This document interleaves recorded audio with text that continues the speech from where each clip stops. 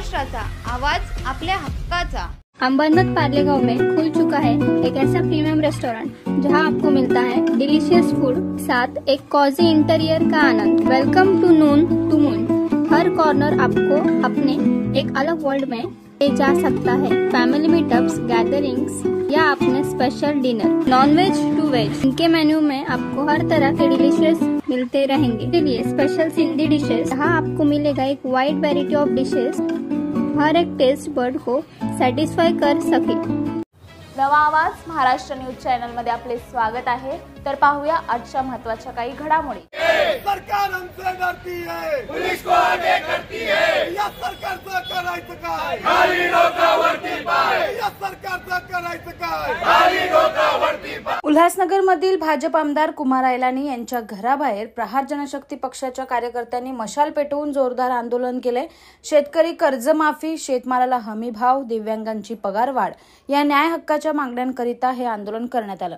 यावेळी प्रहार जनशक्ती पक्षाचे ठाणे जिल्हा अध्यक्ष स्वप्नील पाटील आणि शहराध्यक्ष प्रदान पाटील यांच्या नेतृत्वाखाली आमदार कुमार आयलानी यांना निवेदन देऊन विधानसभेत आवाज उठवावा अशी मागणी करण्यात आली। राज्यातल्या 288 आमदारांच्या बाहेर मशाल पेटवत पेंडा आंदोलन करण्यात आलेलं आहे।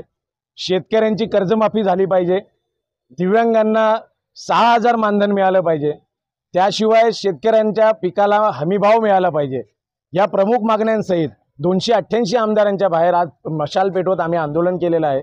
आज ज्या आमदारांना आवाज ऐकू येत नव्हता, ज्या आमदारांना सामान्यांचे प्रश्न कळत नव्हते, अशा आमदारांच्या समोर आज आम्ही 11 तारखेचा औचित्य साधत मशाल पेटवत की आता तरी तुम्ही जागे व्हा, आता तरी तुम्हाला सामान्य माणूस या मशालीच्या उजेडामध्ये दिसू द्या, याकरिता आज आम्ही इथे आंदोलन केलं। आणि आज आमचं आंदोलन पाहून इकडचे विद्यमान आमदार कुमार आयलानी साहेब हे आले खाली। यांना एक गंभीर गोष्ट अशी आहे की दिव्यांगांना उल्हासनगर महानगरपालिका मानधन किती देते हे सुद्धा विद्यमान आमदारांना माहिती नव्हतं, परंतु विद्यमान आमदारांना आम्ही सांगितल्यानंतर त्यांनी ती गोष्ट कबूल केली आणि दिव्यांगांना मानधन हे तुटपुंजा स्वरूपाचे आहे। दिव्यांगांना स्टॉल उपलब्ध केले जात नाहीये, दिव्यांगांना अनेक समस्या आहेत आणि या सर्व समस्यांसाठी ते तात्काळ माननीय आयुक्त महानगरपालिका उल्हासनगर यांच्याशी तात्काळ मीटिंग आयोजित करणार आहे आणि दिव्यांगांना स्टॉल देण्याकरिता, दिव्यांगांमध्ये जो दिव्यांग साहित्य भ्रष्टाचार झालेला आहे तो उघडकीस करण्याकरिता ते पूर्णपणे प्रयत्नशील राहणार आहेत, याबद्दल त्यांनी इथे ग्वाही दिलेली आहे।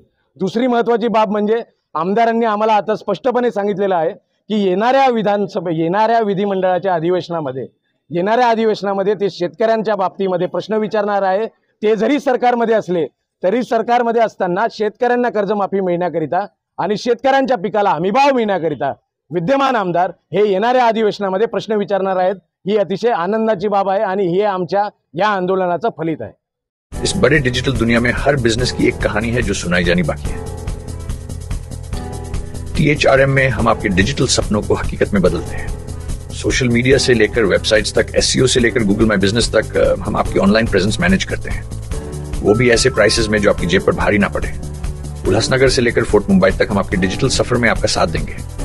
हमारे साथ जुड़िए और अपने बिजनेस को डिजिटल युग में फलते फूलते देखिए।